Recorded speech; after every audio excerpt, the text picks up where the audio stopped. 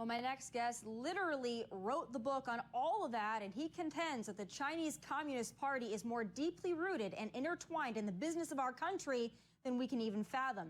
In his new, outstandingly popular book, Blood Money, Peter Schweizer details how the CCP has implanted itself into the drug trade, social justice movements, and the medical establishment to sow chaos and decadence in the United States.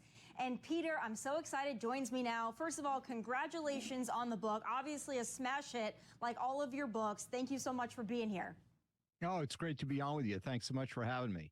Before we get into Blood Money, and there's a lot I want to ask you about, I do have to ask you about the breaking news of the day, the Supreme Court decision 9-0. They can't kick Trump off the ballot in Colorado, likely can't kick him off the ballot in other states as well. In your estimation, what does this mean for the state of the race and the state of our republic? Well, when was the last time we saw a Supreme Court decision that was 9-0? It's been a very, very long time. I think it shows the absurd lengths to which people are going to try to skew this election. And I think it's going to backfire. I've always said that, one of Donald Trump's great skills is to bring out the absolute worst in his political opponents. They overreach, they overgrab, and they are doing that now. And I think it's going to end up hurting them rather than helping them. Do you think that if Donald Trump is in fact in a federal trial in the month or two leading up to the election in November, do you think that is going to debilitate him and prevent him from campaigning with, as much as he would like to, or the full force of what he would be able to do otherwise? Yeah, I mean, I think the trials are designed to do two things. Number one, distract and drain his time. He's got to focus. He's got to be in trial. He's got to meet with his lawyers. That's time he can't be out messaging, campaigning, holding the kind of rallies that he holds. The second one is clearly financial. I mean, they're trying to bury him and they're trying to bury the RNC in massive amounts of legal bills. I think one of the estimates I saw is $50 million has been expended so far. And of course, the people that are suing him are using taxpayer dollars to do it. So it's not costing them a dime. They're using our money to do it. So this kind of lawfare is a really dangerous precedent for the future of our country. What it basically means now is, if you've got a Democrat president and you don't like him, you just find a really, really red county in West Texas and you sue him on some sort of trumped up charge. I mean, that's kind of where this is headed. And I think that hopefully sanity is going to prevail and people are going to realize how damaging and destructive this approach really is. It just feels like it never goes the other way. It feels like Republicans never give them a taste of their own medicine, quite frankly, because we have better things to do, like hopefully save our country, which is why I want to get to Blood Money.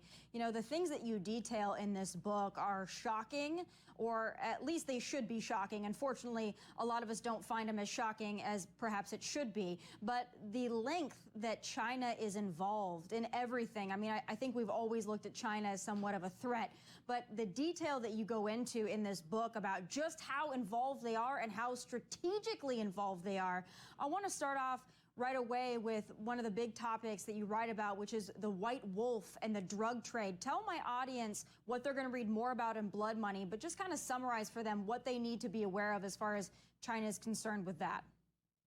Yeah, I mean, a lot of the reporting on the fentanyl poisoning in the United States, it's now the leading cause of death among people under the age of 45 in our country. It's always put in the context of this is what the drug cartels are doing. The drug cartels are really the junior partners. This is a Chinese operation, from the precursors being shipped out of China to the laundering of the money. China is really in control, I would argue, in every single aspect of it. The question is why has this administration not called them out on this? Why do they not challenge China?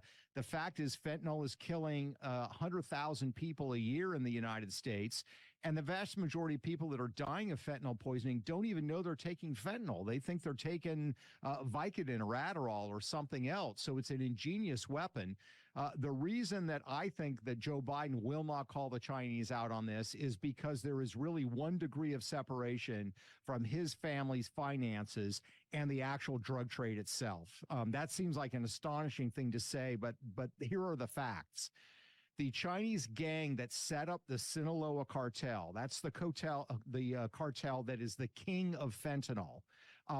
The gang that set them up is called UBG, and the head of UBG is a guy named Zhang On Lo, who goes by the name White Wolf. These are the guys that helped generally created the fentanyl crisis in America. White Wolf had a business partner. That business partner gave $5 million to the Biden family. It was a forgivable, no-interest loan given in 2017, and the Bidens, of course, have never repaid that loan. So the question is, does Joe Biden really want to have a conversation about China involvement in the fentanyl trade? Does he really want to, stand up for the Americans that are suffering these losses and these lost ones? No, I don't think he does, because it's deeply embarrassing to him. And it's just an example of why these financial entanglements that our leaders get involved in, that Joe Biden, particularly his family, gets involved in, are so dangerous that it actually affects their performance on the job. Going along with that, I have to ask you what you thought of the Hunter Biden closed-door testimony last week, because it feels like, although there's so much evidence, I mean, evidence on evidence on evidence of this family's foreign entanglements and the involvement of likely Joe Biden himself, it just feels like as hard as Republicans try, they just cannot nail this down. It's like really like nailing Jell-O to a wall. Do you think that this impeachment inquiry and how it relates to Hunter Biden, his testimony, what's going to be maybe a public testimony coming up, do you think that this has been successful for Republicans? And if not, what are they doing wrong? A good question. I think it's been successful. If you look at public opinion polls on this, everything from the Harvard-Harris poll to the New York Times to the Wall Street Journal, when they asked voters, do you believe that Joe Biden engaged in illegal or highly unethical behavior to help his family make money, at least 65% of the American people in every single survey have said yes to that question. That's pretty astonishing, given that the mainstream media has not covered this story. So I think it's been successful in getting general awareness of this issue out there. I think that the Republicans have made a mistake of trying to zero in on how much did Joe Biden get paid. Because if you look at the corruption and the bribery statutes in the United States, what the actual law says, whether Joe Biden got a penny or not is really irrelevant, because his family got paid. And the law says if your family is getting paid in exchange for public services or policies, that's every bit as much as if you got the money yourself. So I think the error that they've made is fixating and focusing so much on the money that Joe Biden got. What we know already, which has been confirmed by bank records, is they've received tens of millions of dollars from China alone.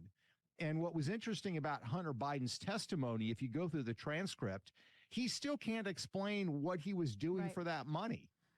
That's the most absurd part to me, is somebody is sending you tens of millions of dollars and you can't even come up with a plausible explanation of why they're paying you the money. So I think it was a disaster for him. And I think that public opinion is actually ahead of Washington, D.C. on this issue. I hope you're right about that. Unfortunately, it seemed like he was able to dodge a lot of questions by saying he was drunk or high. So yeah. I'm worried about that. And, that text message, I'm here with my father. He said, oh, if I did send that, it's so embarrassing, but I was probably drunk or high and it was a lie. So unfortunately, he's been able to use that excuse a lot. Yeah. I want to turn to other people that are making money in places they shouldn't be making money. And that brings me to what I actually believe is going to be the Democrat nominee, and that's Gavin Newsom in California. Adam Schiff in California, not going to be the president, hopefully won't be a senator. But let's talk about Gavin and Schiff a little bit and some of their ties to the Chinese Communist Party. I'm sure they don't want this out there. Yeah, I mean, again, both of these individuals have been completely silent on China's role in fentanyl, even though between 2016 and today, fentanyl deaths in California are up 1,200%. But they don't want to talk about this. Gavin Newsom took a trip to China not too long ago. He said he raised the issue of fentanyl with the Chinese, but there was no, quote, finger pointing. As if, we shouldn't even question them on this. I can't go into detail in the book. I lay out how China controls every aspect of the fentanyl trade in the United States, the creation of the fentanyl, the distribution of it. But China is the senior partner here. So why does Gavin Newsom not want to talk about this? Why does he say no finger pointing? And the answer is simple. If you look at his public career going back to when he was mayor of San Francisco to the present time, he has weirdly been surrounded and has surrounded himself by individuals with ties to Chinese organized crime. As mayor of San Francisco, he appointed a gentleman to be the head of economic development in the city of San Francisco. That gentleman ended up being a dragon head, which is a mafia leader of Chinese organized crime. He befriended a guy that went by the name of Shrimp Boy. He actually had the city of San Francisco donate money to a nonprofit that was being run by Shrimp Boy. They had pictures taken together. Problem is that Shrimp Boy was also a dragon head in Chinese organized crime. There was a third individual named Keith Jackson, who was also involved with Chinese organized crime, that was part of his transition team. Democrats said that this individual was a permanent fixture in City Hall when Gavin Newsom was running the city. And all of these Chinese organized crime networks are involved in the drug trade. Then you look at a decision he made as mayor of San Francisco. He wanted to create an initiative to bring Chinese investment dollars into San Francisco from China. So he launched an organization called China SF. He was one of the co-signatories. He picked a partner in China. The person that he picked, of all the people that were available in China that he could partner with, he picked a guy named Vincent Lo, who, guess what, was already widely reported to have ties to Chinese organized crime. And yet this is the guy that Gavin Newsom partnered with. And this initiative called China SF started bringing Chinese companies into the Bay Area. The problem is that many of them had ties to Chinese organized crime. So, I mean, I could go on and on and on Gavin Newsom to his tenure as governor, but the bottom line is he does not want to have a conversation about Chinese criminal networks involved in the fentanyl trade. He doesn't want to talk about China's involvement because he has this long history going back more than a decade to the very people that are engaged in these kinds of activities. A lot of California politicians seem to be having this issue. Dianne Feinstein, Eric Swalwell, Schiff. I mean, the list really goes on and on here. I want to ask you, too, just as it relates to California. In recent weeks, they've seen hundreds of people from China crossing our border illegally into California. You know, to me, that's highly suspicious. The numbers are astounding. What do you make of that? And is that kind of a strategic move on behalf of China to get those people into our country? Oh, absolutely. No question about it.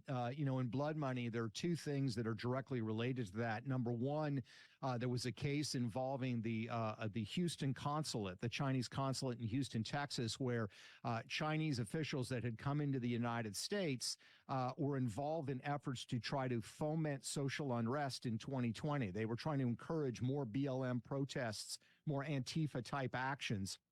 That's one example of the sort of nefarious activities that Chinese nationals coming into the United States can engage in. The other one is more covert, but I would argue even more dangerous, and that is that our country has a massive problem with illegal marijuana growths taking place from California to the state of Maine. This is marijuana.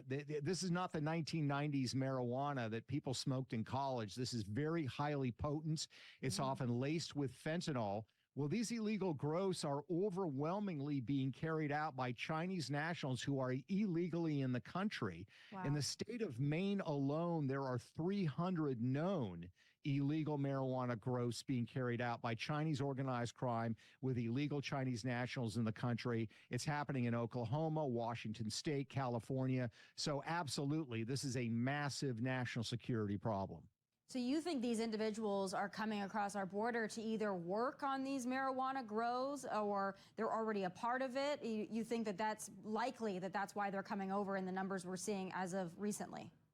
Yeah, I mean, the quantities are enormous. The sheriff of San Bernardino County says that more than 96% of the illegal marijuana grows that are taking place in California are being carried out by Chinese nationals that are not legally supposed to be in the country. So is every single one of them doing that? Probably not, but I would say a sizable portion of them are. We also have the problem of Chinese organized crime networks in the United States. We've seen this with Venezuelans crossing the border illegally into Mexico, joining Venezuelan gangs. We have a problem with Chinese gang activity in the United States. Many of those gangs operating in the United States have headquarters back in mainland China in Fujian province. And of course, Fujian province is the province where President Xi cut his teeth. He knows these individuals. He worked with these individuals when he was a political figure there. So Chinese organized crime networks with illegals coming into the country is part of the CCP play here. It has been for quite some time. I'm just thankful that we're now starting to wake up and pay attention to it. Oh, I hope so. I mean, your book has done a lot to wake people up. I want to talk about something else that China has been getting away with for the last several years, and that's COVID. I don't think we're ever going to get a reckoning on 3 years of hell and misery that we were put through, not only by China and the China virus itself, but by our leaders who shut down our economy, who infringed upon our freedoms. And you've got Fauci at the top of that. He's been kind of able to get off scot-free with all of this as well. I know in your book you talk about Fauci, you talk about China, you talk about the coddling and the cover-up there. What do the American people need to know about this time in history we will likely never get an apology for? Yeah, I mean, China not only, I think, had probably this lab leak. It could have been released intentionally, but let's assume it's a lab leak. But they carried out a whole bunch of policies that were designed to maximize the body count in the United States. And I lay those out in the book. The problem is that Tony Fauci was aware of these things and he covered it up. There are numerous emails from him that I quote where he's telling people we can't talk about China's role in this. We don't want to have our Chinese colleagues called out on this. He was much more concerned, I would argue, about criticism of China than he was actually of what was happening to American casualties in this country. And the other thing we have to understand, it wasn't just about Americans dying. Part of what China was trying to accomplish with COVID, and I would argue was successfully doing, was to try to impose their model on us, the kind of top-down social model of control. They were successful in states like California and New Jersey and New York in doing so. They manipulated us into that.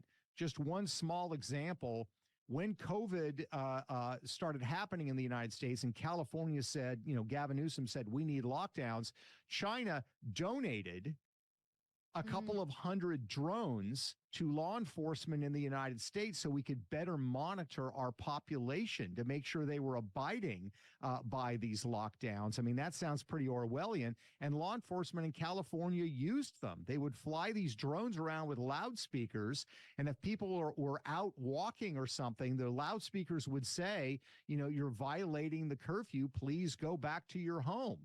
That was an enormous political victory to China and part of their ideological goal to move America closer to the Chinese model of governance. And I would say during COVID, they were partly successful in doing that.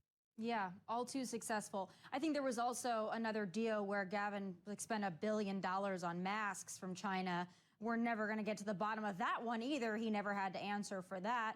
But also, what a stupid time in American history. As COVID was ruining our lives, infringing upon our freedoms, a lot of young people turned to a wonderful tool, TikTok, to express their creativity and their idiocy, if you will. But TikTok is a way that China has been manipulating our country and, most importantly, manipulating our young people. How concerned are you with TikTok and what it's been able to do to this generation?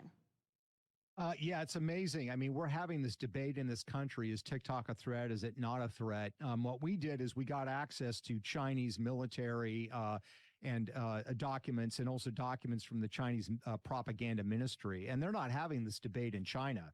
They absolutely see it and recognize it and use it as a tool of indoctrination in the United States.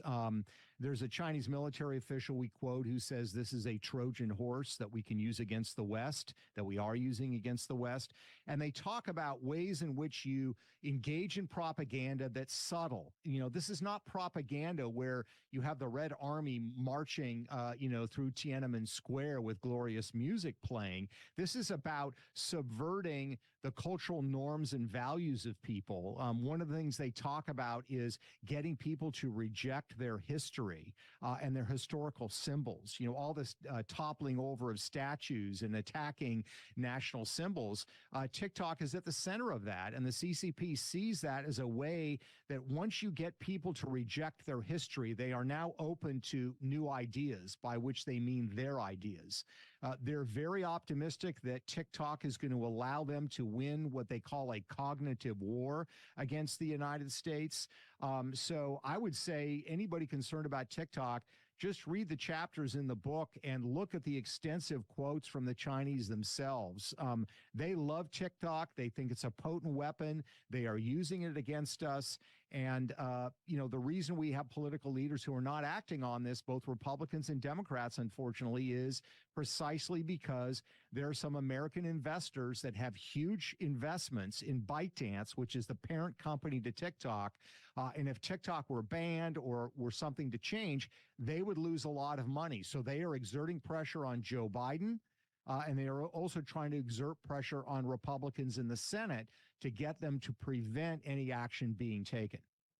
Yeah, I'm not all for government intervention when it comes to social media platforms, so it's a difficult one. I personally hate TikTok, but it's a fine line that we walk between what is free speech, but I think just educating people, especially young people, on what they're seeing on TikTok and what they're seeing on social media in general. I mean, the propaganda is alive. It is well, whether you're looking for it or not. I certainly am not looking up things about, the plight of the Palestinians, but that's still on my Instagram feed, and that's not something I look for, but it's there, and the undertones are there. And I know everywhere, but where is the best place for my audience to go and buy blood money so they can read all about this and be in the know about all the things that you're warning about? Yeah, it should be available everywhere. We've been #1 on Amazon, all of Amazon for most of the week. You can find it at Costco, Books A Million. You should be able to find it anywhere. And, you can go to peterschweizer.com. You can leave a comment. Would love to hear people's thoughts on it, what they found most compelling, what they think we need to do more research on. We try to be very responsive with readers that way.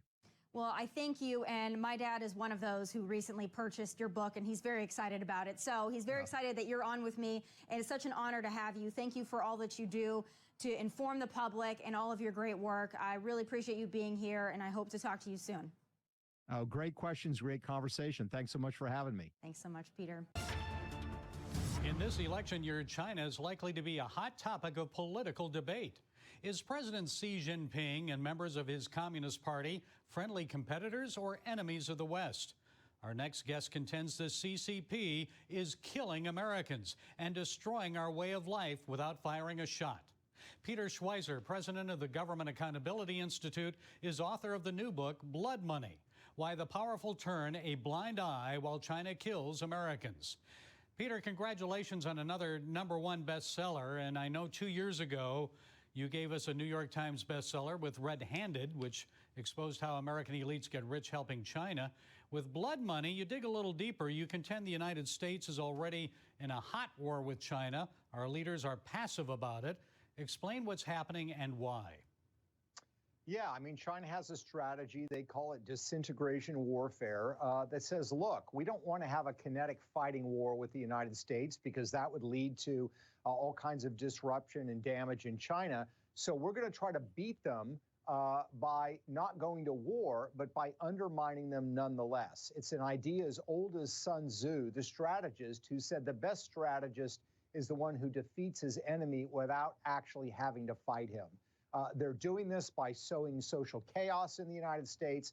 They're literally killing Americans with fentanyl. The Mexican cartels are the junior partners. This is a Chinese operation.